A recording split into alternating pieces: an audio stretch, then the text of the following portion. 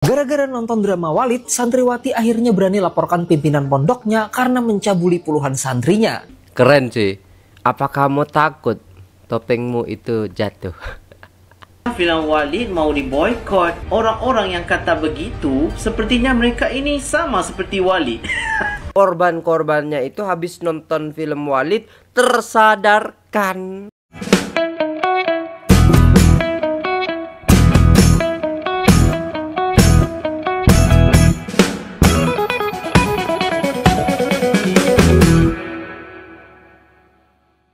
Assalamualaikum warahmatullahi wabarakatuh. Jumpa lagi dengan saya guys, Cak Mujib. Gimana kabar teman-teman semua? Semoga sehat selalu dalam lindungan Allah Subhanahu wa taala, dijauhkan dari segala mara bahaya, malapetaka, bencana dan balak serta berbagai macam penyakit. Amin amin ya rabbal alamin.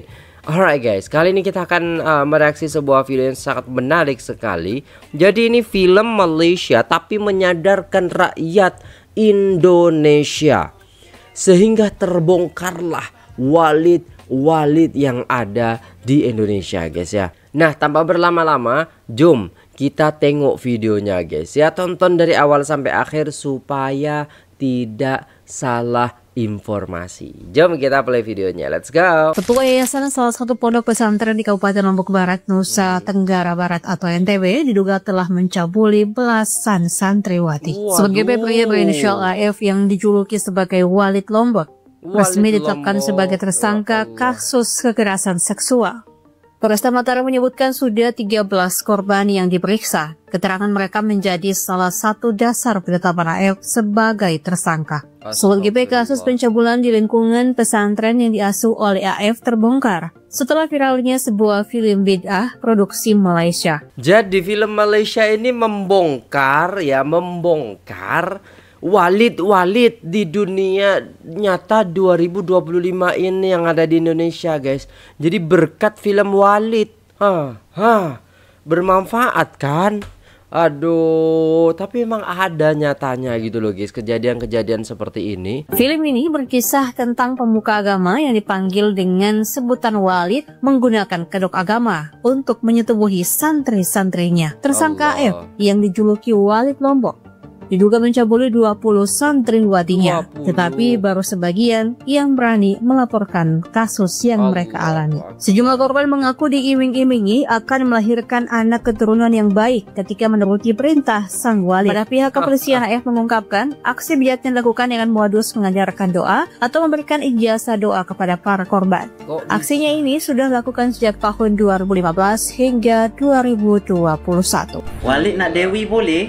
Mengapa? Kerana ada orang yang lebih Walid. 24 jar disuci rahimnya. Oh my god. Walid. Gatalnya itu memang lain macam ya. Wah, ini di mana nih guys? Katanya ada di negara Konoha.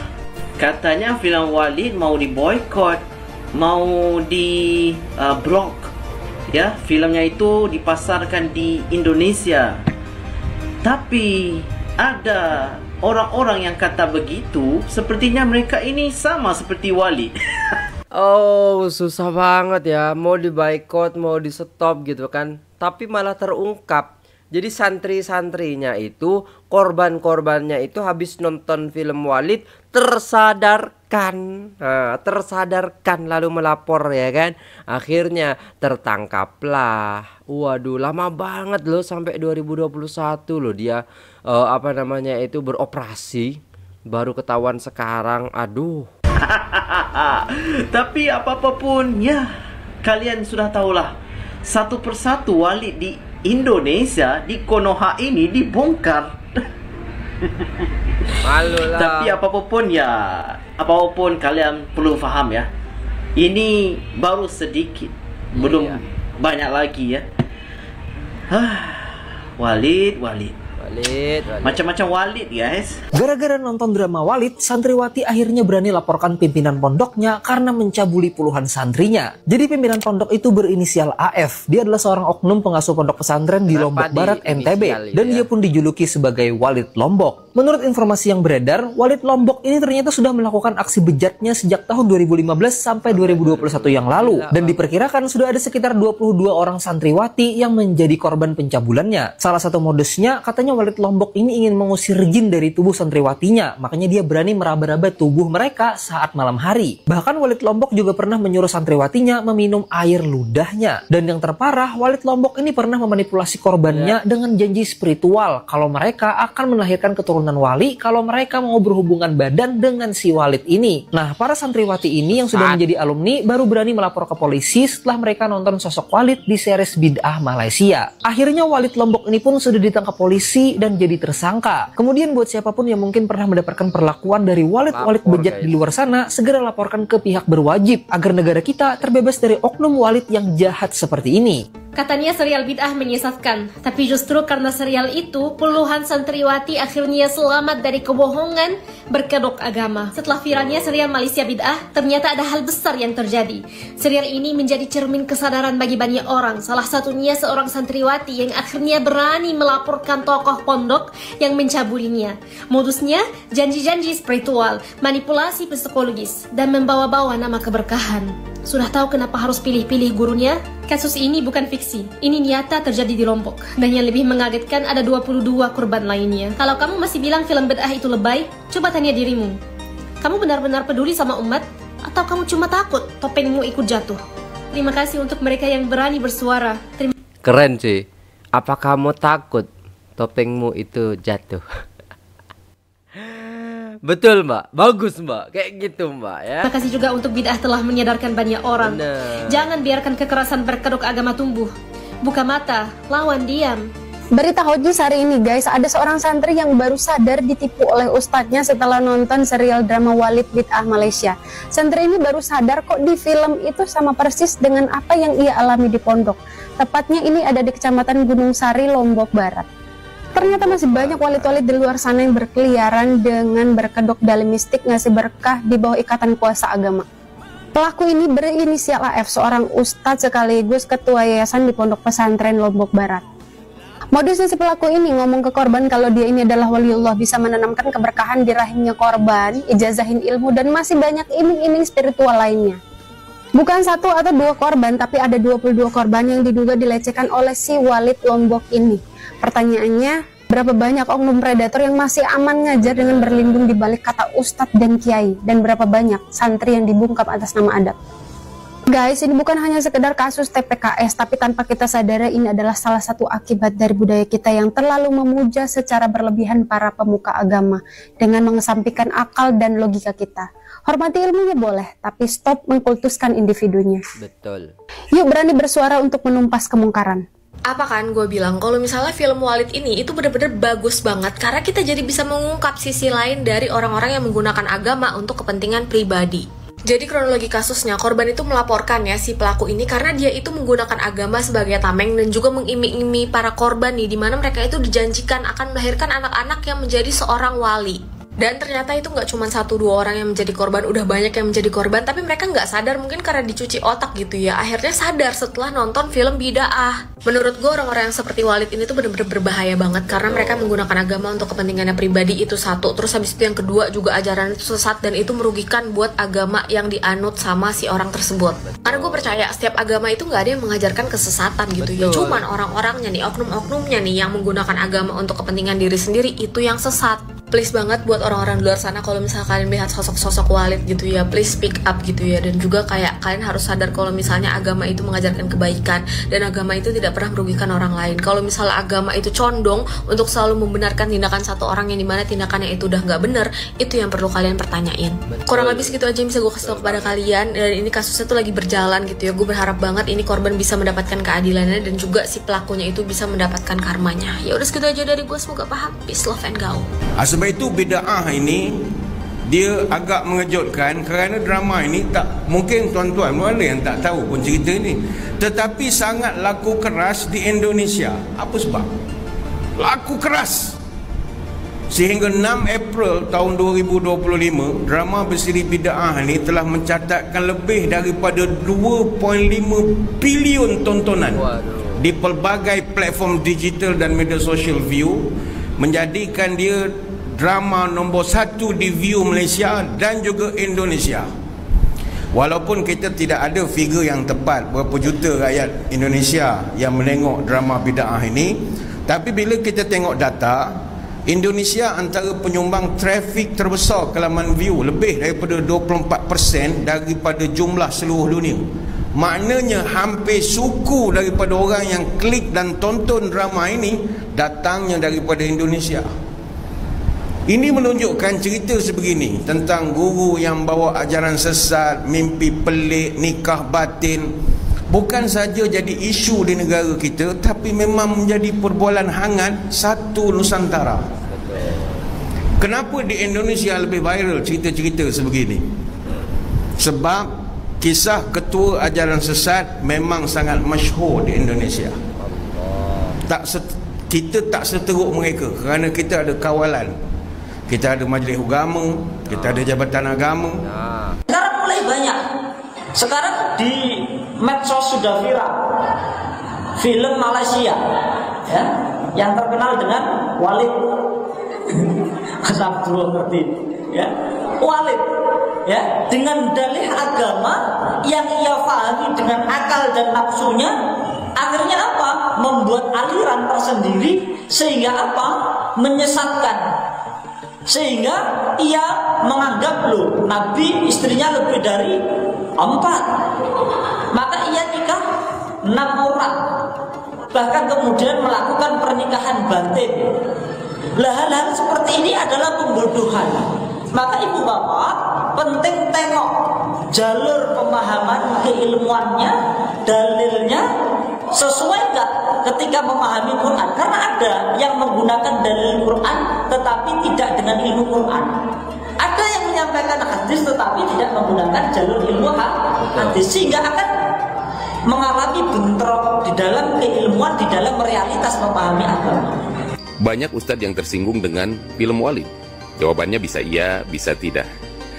Dunia ini tidak pernah kekurangan orang baik, tetapi yang ada kebanjiran oleh orang-orang yang sudah merasa baik.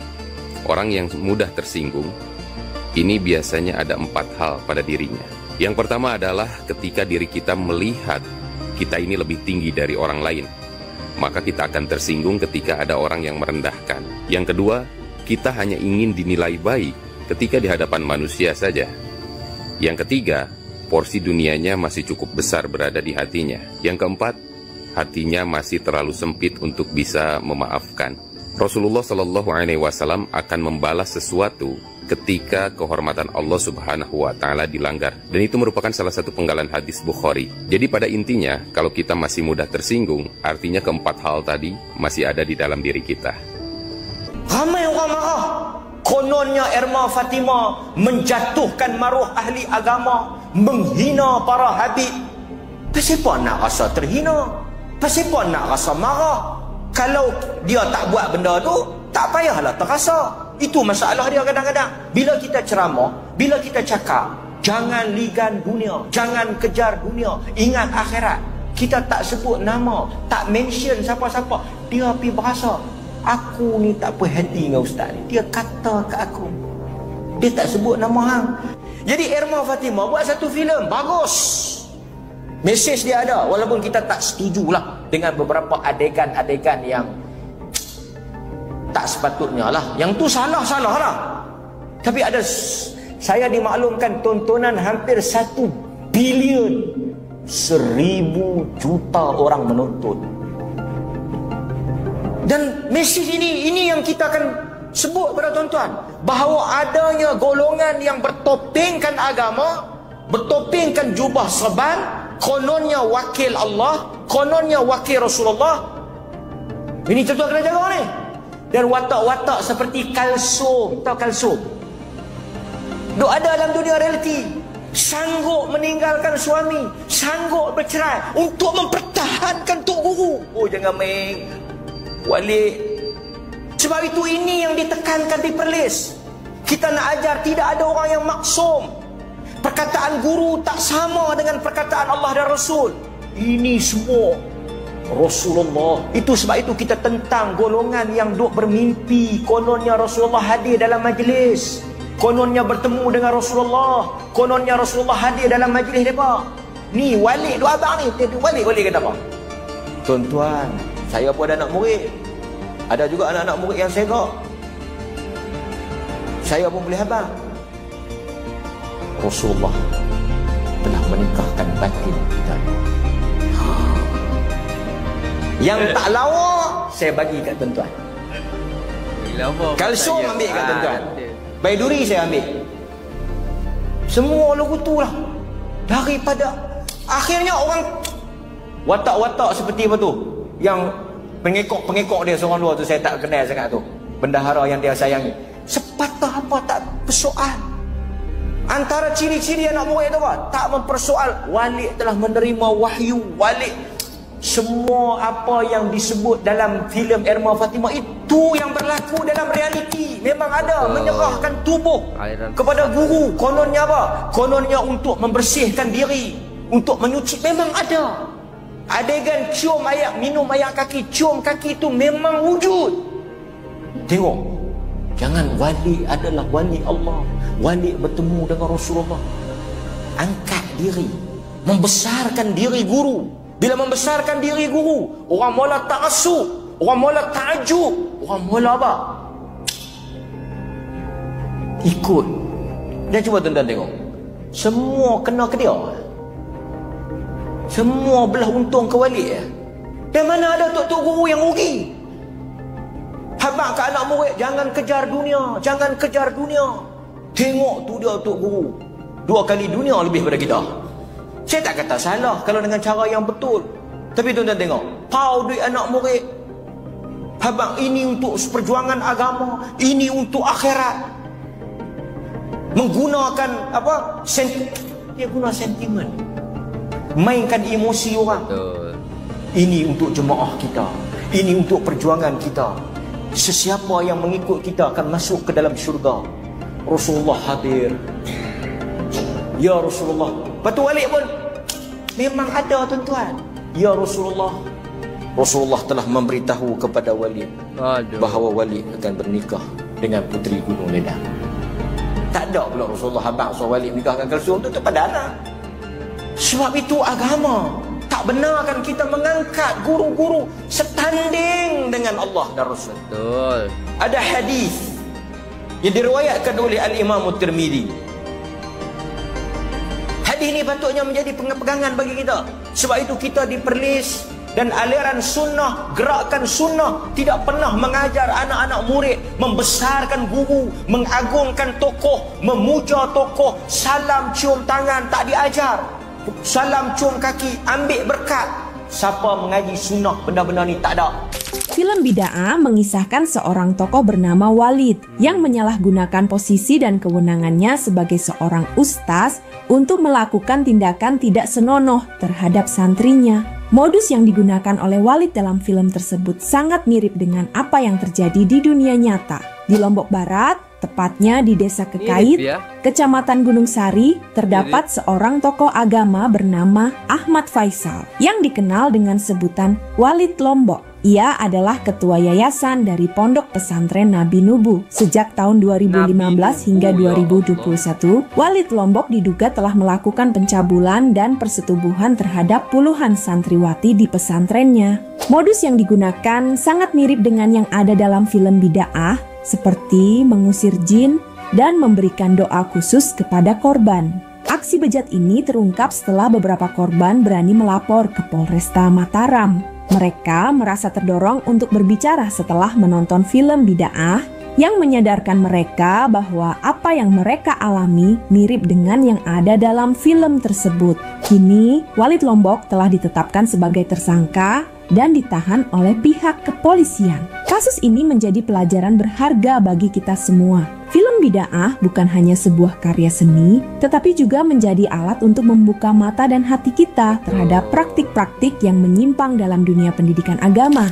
Kita harus selalu waspada dan tidak mudah percaya begitu saja kepada orang yang kita anggap sebagai panutan. Demikianlah pembahasan kita kali ini. Semoga kisah ini menjadi pelajaran bagi kita semua untuk selalu menjaga integritas dan keimanan. Mari kita jadikan kasus ini sebagai cermin untuk memperbaiki diri dan lingkungan sekitar. Jangan biarkan hal-hal seperti ini terjadi di sekitar kita. Terima kasih telah menyaksikan video ini. Jangan lupa untuk like, komen, dan subscribe channel Ria Oktorina untuk mendapatkan informasi dan pembahasan menarik lainnya. Alright, udah selesai videonya dan itulah tadi ya guys ya. Ternyata ya view di Indonesia itu sangat ramai sekali. Karena memang antusias masyarakat itu tentang ajaran-ajaran sesat ini masih memang kental ya guys ya. Dan boleh kita tahu juga bahwasannya banyak banget istilahnya oknum-oknum seperti ini yang masih beredar, yang masih mengatasnamakan agama untuk mencari dunia, untuk mencari istilahnya kepuasan hawa nafsu. Na'udzubillah tsumma na'udzubillah. Semoga kita dijauhkan ya guys ya. Dan buktinya sudah ada juga bahwasannya di Lombok ini ada walid di sana. Dan mungkin baru satu ya kan. Kalau di seluruh Indonesia wallahu a'lam. Kalau kata Ustadz Malaysia tadi di Malaysia juga ada, cuman dia lebih terkawal ya. Kalau memang ada ajaran sesat langsung diteliti, langsung diawasi gitu loh. Nah itu bagusnya. Sedangkan aliran sesat di Indonesia itu kayaknya lebih bebas seperti itu ya guys ya. Semoga orang-orang yang menjadi korban daripada kebejatan-kebejatan oknum-oknum ya yang mengatasnamakan agama ini atau mengatasnamakan kiai, ustadz ya, ulama dan lain sebagainya, semoga korban-korbannya langsung speak up. Semoga korban-korbannya itu langsung istilahnya melaporkan hal ini kepada polisi supaya cepat tertangkap setan-setan ini ya guys ya. Nah mungkin itu dulu videonya guys. Terima kasih sudah tengok video ini sampai selesai. Jangan lupa like, share, dan subscribe. Saya pamit undur diri. Assalamualaikum warahmatullahi wabarakatuh.